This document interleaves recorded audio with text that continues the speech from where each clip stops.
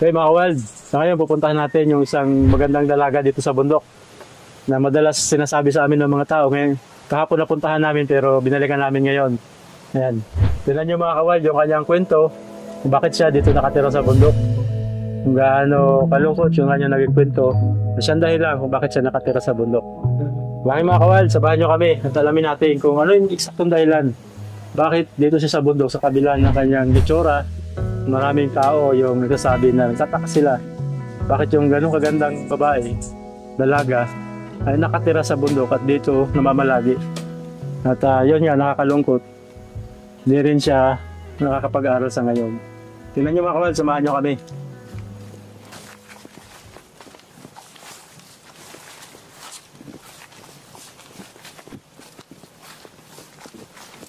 Apo! Apo!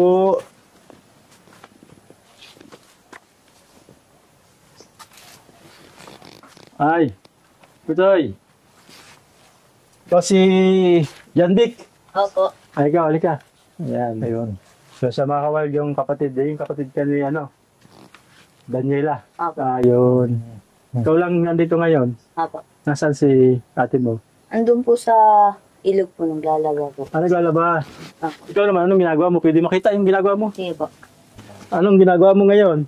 Ano po ng kawayan? Puputol ka. Opo. Tapos, para saan yan? Sa pamawiran po. Pamawiraan. Opo. Si gumagawa din kayo ng pawid. Hindi po. Ito lang ang business kawayan mo. lang po ng Ang pamawiran. kawayan. Anong grade ka na dyan, Dick? Grade 4 po. Grade 4 ka. Tapos yung ate mo. Grade 4 din po. Grade 4 din yung dalaga mo kapatid. Opo. Nalit po kasi kami sa pag-aaral. Nagagawa na yung lola nyo na nagpalaki sa inyo. Opo. Ayun. Ilan taon na ba yung ate mo? Ano po, magpi-15 po sa March. Ilog. Malayo ba yung ilog, Dick? Malapit lang po dyan lang po Malapit? sa paglusong. Ayan. So ayan, nakawal may kawayan. Hindi sabihin galing dito yung mga kawayan na ginagawa nyo. Opo. Ayun. Ilan ang kapitbahay nyo rito sa bundok? Yan lang po, yung malapit lang po yung... Mayroon dyan isang bahay. Oh, ayan po. Wala namang nakakatakot dito, Dick. Wala po. Ayun. Diyan mapunta ang ilog. Opo. Tulas dito ah.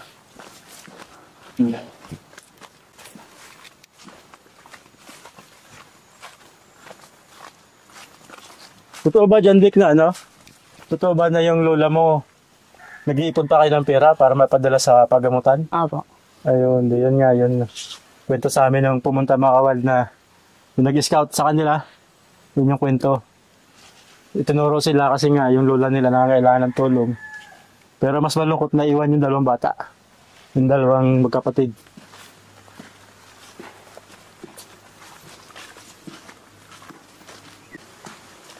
Ayun. Ngayon po siya maglalaba. Ayun. Eh. Ayun mga kawild, yung kapatid niyang dalaga. Na madalas kinikita ng mga tao na makikita nila dito sa bundok. Naglalaba.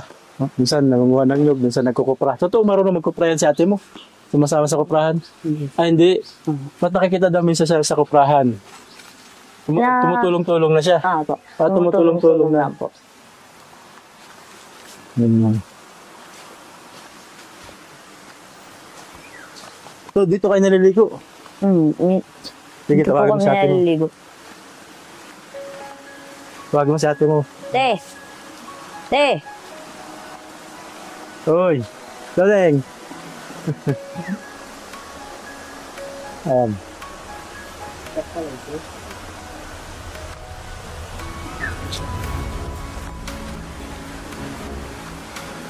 Ayan. Bali, pumunta kami dito sa inyo. Ano? Ako pala si Kuya Joe. Ito si Daniela. Ayan. Yung kahapon, yung pumunta dito yung mga kasama namin sa'yo. Ayun.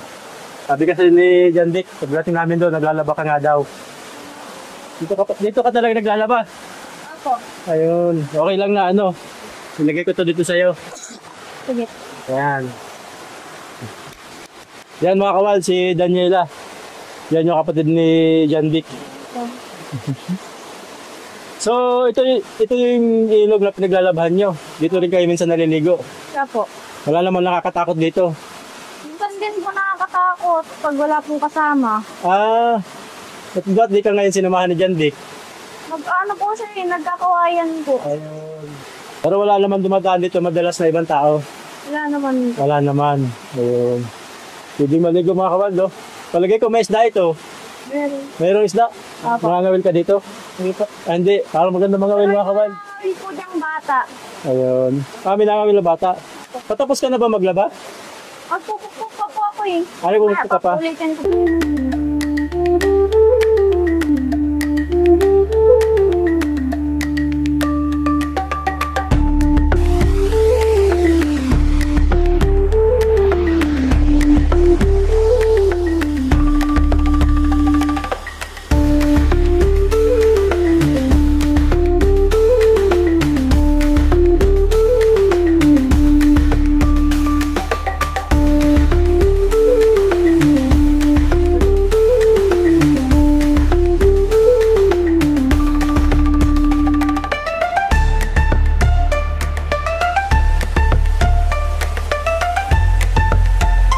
Nabanggit sa akin ni Jan Dick, nung panahon daw yung lula mo pa kasama ninyo.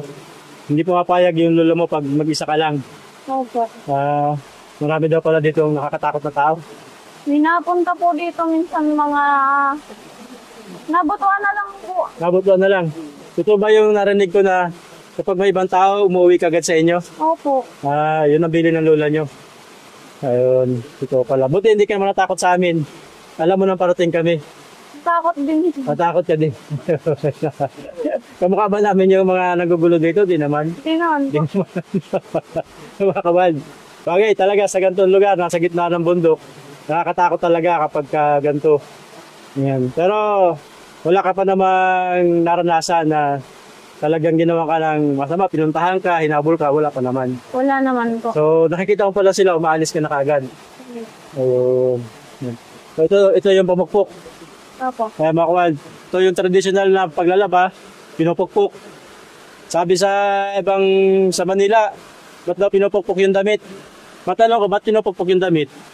Para matanggal po yung bulaan niya. Kasi hindi naman po matatanggal kung kukusot-kusutin lang. Ayun, so pinupukpok para yung bula, Opo. tumanggal, Opo. tumikal sa damit, tsaka siya babanlawan. Ayun. Ganun talaga mga kawal. Pero di naman nasisira yung damit. Hindi naman. Di naman.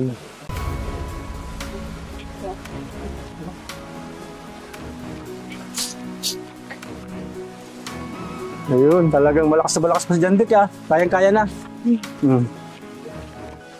Mga kawal. At mapapansin nyo, laging dala-dala ni Daniela yung, ano nga tawag dyan? Opo. Pamukpok. Sa damit. Ayan. Talagang ganyan, lagi mo lang siya hawak. Ayun. Delikado tayo mga kawal, mapukpok. Siguro yun nga. Ano yan, pamukpok na rin sa mga, ano dito, mga nanluloko dito sa'yo. Yan, hindi naman po. Hindi naman pala. Kanina yan ang nasa isip ko. Siguro ako, laging hawak-hawak ni Daniela yung pamukpok na sa mga, ano. Kasi mga kabal, maraming, ayos sa kwento, maraming binata pupunta dito. Pero yung lola nila mahigpit. Hindi pumapayag. Nakakalungkot lang. Na-aksidente pa yung lola nila. Naiwan silang dalawang magkapatid. Kaya mas kailangan nila ngayon na ibang aaruga sa kanila. Pero, ayun, may isa pa pala kayong lola na pwedeng sumama-sama sa inyo. Yun. Ayan. Yan ba yung isa niyong lola? Opo. Lola! Po. Kamusta po? Ay, mabuti po. Ayan. Ay, Kayo po yung isa pa nilang lola. opo. Kakapit po ako ng luwan nila. Kapatid ka ng lola nila. Po. So ito po, kayo po yung kasama-sama nila pag gagawang kawayan. O, ito po, siguro na dito kasama kapag walang pasok. Pag walang pasok. Ayan. Ngayon pala lola, na-accident yung kapatid nyo, kayo muna ang sasama sa kanila. Po, sa akin po yan at saan naman yan pupunta. Sa inyo inihabilin. Ayun. Hindi po Napaka- pwede kung ano, hindi po Opo. pwede lalo na talaga. Dalaga na ito si Daniela. Tanlakas nyo pa lola, ilang taon na po kayo?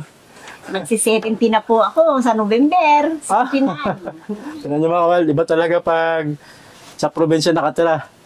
Sa November, sa 69 ngayon si Lola, pero tinan nyo kawal. Eh, Kaya pang magawa ng mga gawain ng malalakas na tao. 69 years old, para lang si Lola 30. Dadaigan niya pa yung ibang 30. Ayan. Pero si Daniela pala, hindi marunong yan. Ay, hindi po. Ayun. Si Bikoy. Si Bikoy po ay Bikoy. marunong na. Yan, tinuturuan ko nga po. Tinuturuan At niyo na. paano baga, saan baga ba sila patutungo? Wala na Ayun. silang aasahan. Ayun. Gamot kaya. Totoo ba Lola na ulila na itong mga batang to? Ulila po yan. Ang nagpalaki na pala sabi ni John Dick. Sanggol pa siya nung palaki ng kapatid mo. Tapos si Daniela po ilang taon na. May isang taon lang po si John Dick. Ito po si Daniel ay magtatatlong taon. Napakabata pa nila. So si Lola na talaga yung nagpalaki sa kanila. Ayun. Nagluluto-luto po So yung ngayon naman kapatid. po Lola, kayo na uli yung Ako naman. ikaw naman yung nakabilinan sa kanila o nga po ano. Mas mahirap pag sa ibang tao. So at least sa inyo Lola, siguradong ligtas sila. Ay, Ang kwento po nila kanina, mahigpit daw po yung kapatid nyo. may Hindi daw pwedeng lumabas si Daniela. Para sa pawid. Pero hindi daw kayo ang gumagawa ng pawid. Ay, hindi ako So marunong. ibinibinta nyo lang to. Kano naman po ang isa? Piso po ang isa niya. Piso ang isa. Piso. So 100 piraso, 100 din. Ayun. May regular naman po kumukuha sa inyo. Meron po. Nakakailang daan naman po kayo ni John Dick. Ay, pag kami pong dalawa, pag meron ng dati, minsan May ibinabayad. kawayan na. Pag may kawayan, ibinabayad ko kasi pagpupuhayan ko minsan at hindi ko na kaya. Ayun. Ngayon, pag nandito na itong bata, kaming dalawa. Ayun, dalawa lang kumuha. Ayun. So, nakakaano rin po kami, kung minsan nakaka-150 kami. Piraso. Di Piraso na 150, ganyan. may 150 na kayo. May- Kumilos pa. Huwag lang po akong maglalalakad. Opo. Ayun. Ako po talaga Ano may talaga diferensya. naging problema. Hmm. Lalo ngayong panahon nila, napakaulan. Di nahirap maglakad ngayon dito sa bundok. Pupot maputi. Putik. Po. Pag nalabas po ako doon, hindi pwede ako nakachinilas. Sanay na po kayo. Talagang binibilisan niyo para makarami. Hindi po, talagang ganito ako Hanggang kumilos. talaga kayo kumilasan. Hindi, bilis-bilis ito. Kala ko. Parang pastor mga kawal. Talaga palang. Nakakabilib naman kay Lola. Ano kayo? Super Lola. Mabuti na lang pala Lola. Yung pong kapatid dyan na aksidente, kaya rin po yung ginagawa nyo. Ayun, sipag din pala yun. Pero iba po yung Iba style naman niya. yung Iba yung gusto niya. gusto po. Kaya niyang magganito, pero iba ang linya niya. Iba naman. Ang linya niya na ipinagpalaki diyan sa mga apo niya. Oh. Nagluluto ng lutong ulam. Ayun. Naglalako. Ayun. Di marunong ka Daniela magluto ng ulam. Ayun. Magaling magluto po yung lola niya. Masarap magluto yun. Oo, kaya pala. Ito ba Daniela na hindi ka pumapasok ngayon? Simula nung aksidente yung lola mo? Opo. Anong grade ka na? 4 po. Ah, Pero hindi pa naman kami nakakaano eh. So, ibig sabihin, grade 4 ka ngayon. Hindi kayo agad napapasok ng lola niyo? Hindi po. Yun. Ibig sabihin, Daniela, na-late yung pasok mo pala. Kasi, John Dick, anong grade na? Grade 4 din po. Grade 4 din, magkakasi ba kayo? Hmm. Ayun. Ibig sabihin, sabay kayo na grade 1. Una-una ka din. Sabay. Sabay po. 14. Dapat pala, ano ka na, parang grade 7, ano? Ano po. Grade 7. Na-late siya ng 3 years makawal. So, na grade 1 ka, o nga ano ka na, mga 9 years old, 10, ano? 10. Di malaki ka na ng mga grade 1. Hindi po, bata pa po. ako. Bata pa, tumigil ka lang? Nagtigil lang po. Tumigil ka. Doon pala. Kasi nga dahil yung lola na napapalaki sa inyo pala. Yung pala yung naging sitwasyon niyo. So ngayon naman pala Daniela, yung isa mo namang lola masasama sa inyo. Opo. Buti na lang, may rami kang lola. Ano na pwedeng gumabay sa inyo. Ano po. So anong plano mo? Magpapatuloy pa ba sa pag-aaral? Anong sabi ni lola mo? Tuloy lang yung pag-aaral mo. Gusto ko nga po mag-stop ngayon kasi gusto ko na po mag-ALS. Mag-aalis ka na lang. Mag-i-stop ka ngayon sa grade 4. Tapos mag-aalis ka. Opo. Ano yung plano ng lola mo? Babalik pa ba siya? Magpapagamot? O ano? Ayaw nga po niya sumama doon. Gusto niya po dito lang. Ayaw niya sana magpagamot. Gusto niya dito lang kasama kayo. Kaya lang, sino nagpa siyang, kapagamot siya? Miss mo ba yung lola mo?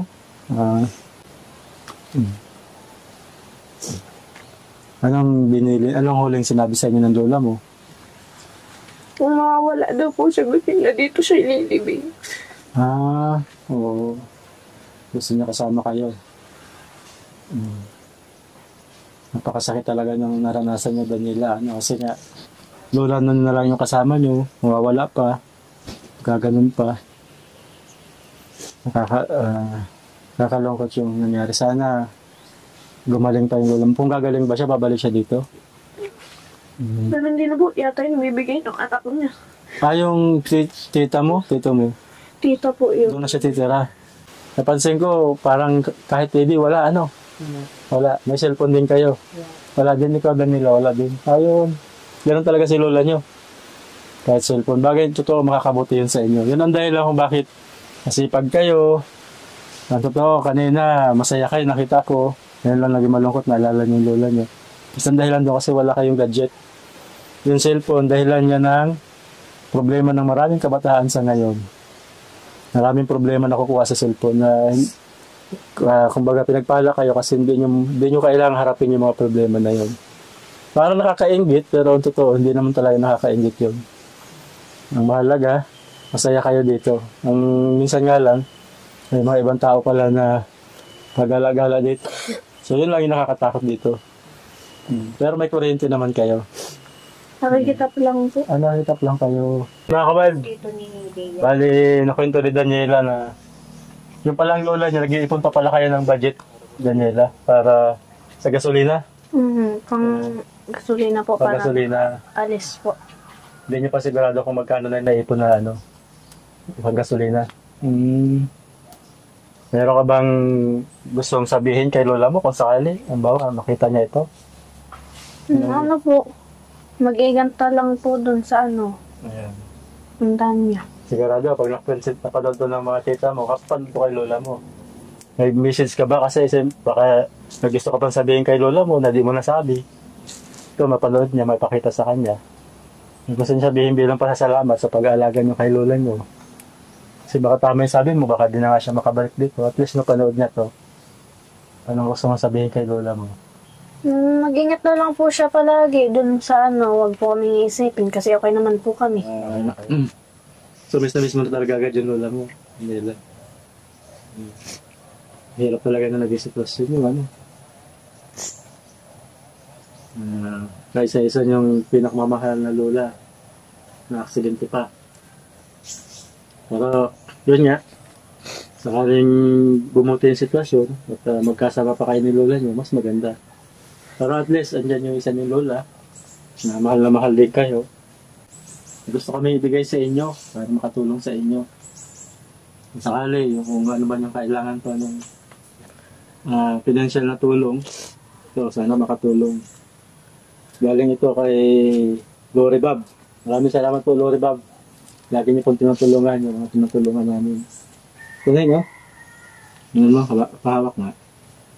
Tulong sa inyo. 1, 2, 3, 4, 5. Ayan. Kung ano man yung kailangan yung gastusan at makakatulong yan. Galing yan kay Lori Bob. Kay Ma'am Lori at Sir Bob. Maraming salamat po, Ma'am, Sir. Dahil lagi niyo pong tinutulungan yung mga tinutulungan namin. Sa kagaya ngayon, sa sitwasyon nga nila, kailangan talaga nila ng tulong. Thank you po sa nagtulong po pag po sa lola namin. Pagdala po dun sa pupuntahan.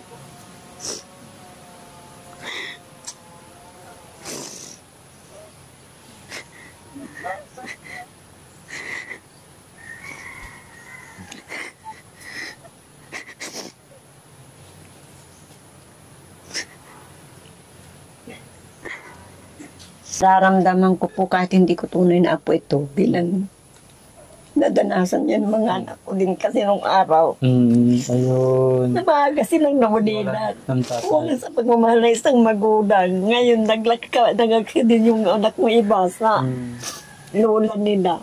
ganito pala nararamdaman. Opo, kaya po ngayon gusto niyo silang alagaan. Kaya po minsan, may sakit sana naman maning kayong kapatid ko, makauwi pa dito itong mga bata nga. Opo, sana nga lola, bumati pa yung kalagayan. Maraming po salamat. Wala pong katumbas at walang hangganang pasasalamat po ang inaabot ko sa inyo. Sana po matulungan pa kami at gusto makapaaral din itong mga apo ng kapatid ko at apo ko na rin naman ito. So yun yung inaalala nyo talaga sa kanila nanay, kung paano sila mapapaaral. Mahina na rin naman sana ako. Pero talaga sagad ko makapagtapos man lang siya. Sabay po. Bye-bye po. Balik po kayo. Bye-bye. Tayo dito sa amin. Maraming salamat po. Bye-bye. Thank you po.